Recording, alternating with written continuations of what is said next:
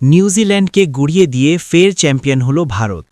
টি-20 বিশ্বকাপে এ নিয়ে তৃতীয় শিরোপা জিতল টিম ইন্ডিয়া। এর আগে ২০০৭ সালে মহেন্দ্র সিং ধোনির নেতৃত্বে প্রথম শিরোপা জিতে নেয় ভারত। গত আসরে রোহিত শর্মার নেতৃত্বে দ্বিতীয় শিরোপা জিতে টিম ইন্ডিয়া। সূর্যকুমার যাদবের নেতৃত্বে টি-20 বিশ্বকাপে তৃতীয় শিরোপা জিতল ভারতীয় ক্রিকেট দল। ভারতের আমেদাবাদের নরেন্দ্র মোদী স্টেডিয়ামে প্রথমে ব্যাট করে ৫ উইকেটে ২৫৫ রানের রেকর্ড গড়ে ভারত। টার্গেট তাড়া করতে নেমে ১৯ ওভারে ১৫৯ রানেই অল আউট হয় নিউজিল্যান্ড। দলের হয়ে সর্বোচ্চ ২৬ বলে ২, ৪ ও ৫টি ছক্কার সাহায্যে সর্বোচ্চ ৫২ রান করেন টিম সিপার্ট। এছাড়া ৩৫ বলে ৩, ৪ আর ২টি ছক্কার সাহায্যে ৪৩ রান করেন অধিনায়ক মিচেল সেন্টেনার। ভারতের হয়ে জাসপ্রীত বুমরা ৪ ওভারে মাত্র ১৫ রানে ৪ উইকেট শিকার করেন। ৩ ওভারে ২৭ রানে ৩ উইকেট নেন অক্ষর প্যাটেল।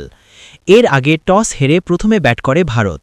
টি-20 বিশ্বকাপের দশম আসরের ফাইনাল ম্যাচে সঞ্জু স্যামসন, অভিষেক শর্মা ও ঈশান কিষানের ব্যাটিং তাণ্ডবে ৫ উইকেটে ২৫৬ রানের পাহাড় গড়ে ভারত।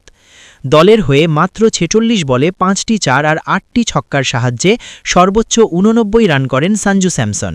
তিনি দলকে ফাইনালে তুলতে সেমিফাইনালেও খেলেন ৮৯ রানের ইনিংস। তার আগের ম্যাচে ওয়েস্ট ইন্ডিজের বিপক্ষে বাঁচা মরার লড়াইয়ের ম্যাচে ৯৭ রানের লড়াকু ইনিংস খেলে দলকে সেমিফাইনালে তুলে দেন।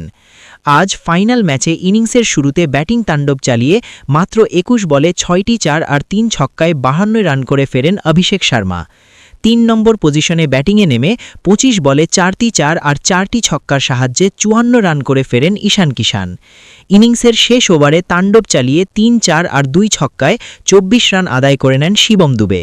তিনি মাত্র ৮ বলে ২৬ রানের বিধ্বংসী ইনিংস খেলেন।